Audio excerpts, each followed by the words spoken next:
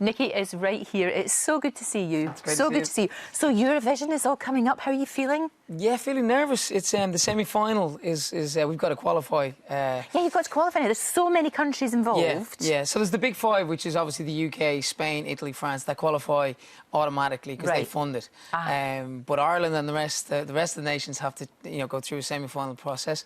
So our semi-final is on the 12th of May. That's on TV as well, and obviously the UK can vote and other countries outside of Ireland. For you. So any Westlife fans out there, pick up the phone. We will. If you used to like us. We will be voting for you, of course we will. But look, Ireland has got a great track record in the past. I mean, you guys won it about 3 times in a row or something mad.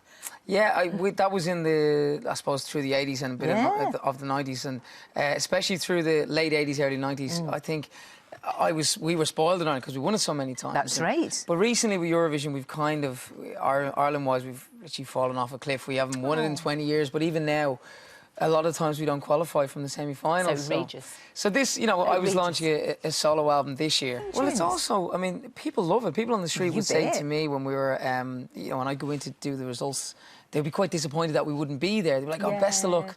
It's a shame we're not there to have the party. Because I have the party.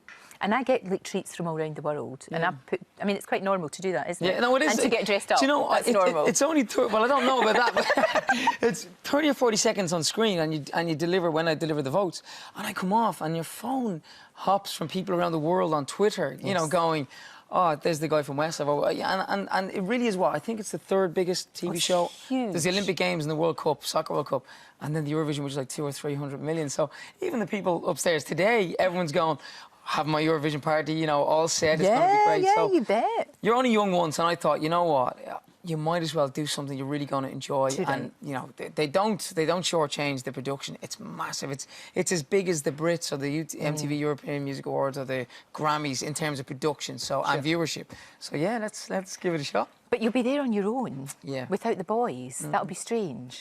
It's going to be very strange. One day ever say, you know what? We'd love to do it again for ourselves and the fans. I think, if we were ever to consider it, I think it would be for ourselves and the fans, not for labels or management even. It would just be to recreate those great nights. It would almost be like a sort of thank you as well, it would just be. because that's lovely, because your fans are incredibly loyal and they stayed with you were. all the way through and are still there and will still be voting for you on Eurovision night. Hopefully. We cannot stress this enough. Hopefully, it must be. But you're doing great. I mean, obviously you got the solo album out. Radio show as well. Now that's a good thing to be doing, because you love a chat. And so how does the radio show work? Is it mostly music based or is it?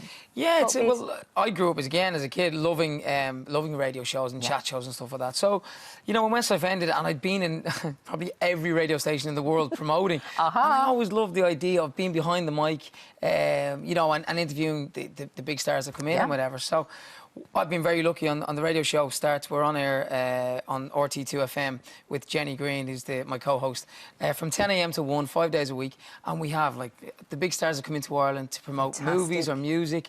They're all on the show. So Liam Gallagher's been in, Kevin Hart, the comedian. Whoever comes into Ireland comes on the show, pretty much. So it's great fun, and I love the liveness of it, and it's every day. And I drive into work every day, and people have said to me in the past, is it not strange for you, having a normal job or whatever? I'm like, believe me, it's not a normal job. And I have my routine, I grab my coffee, and I never had that in Westlife, No, you didn't, because you guys, it was nuts. It was crazy. One minute you'd be in here at sort of like 5 o'clock in the morning, getting ready for a live performance, and then you're probably up in Aberdeen, and then you're over in Asia, and it's all crazy. And what's lovely as well? My kids, I've 9-year-old twin boys, and my little girl Gia is 2.5. Pick them up from school and have a sort of routine, which is what you don't have when you're travelling around the world. And I saw it then with One Direction after us, and, it is great. It's the best life job you can ever wish for.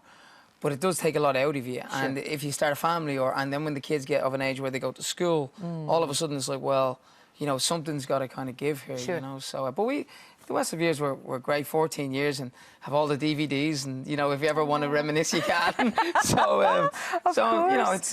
I'm in a good place now. The album was great for me, my own solo album, which is actually coming out around Eurovision. Yes. that was great for me to get into a studio with absolutely no pressure. You know, I'd no A&R man shouting at me, I'd no label, I'd no deal, I'd nothing. And nobody telling me this is what you should do or you should do.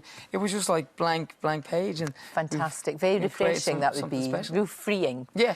Real sense of absolute freedom. It's brilliant. Nicky, it's so good to see you. Will you stay and have some food in a minute? I'd love that lamb. Looks it looks good, yeah. nice. We'll have Is some it done yet? No. Nearly.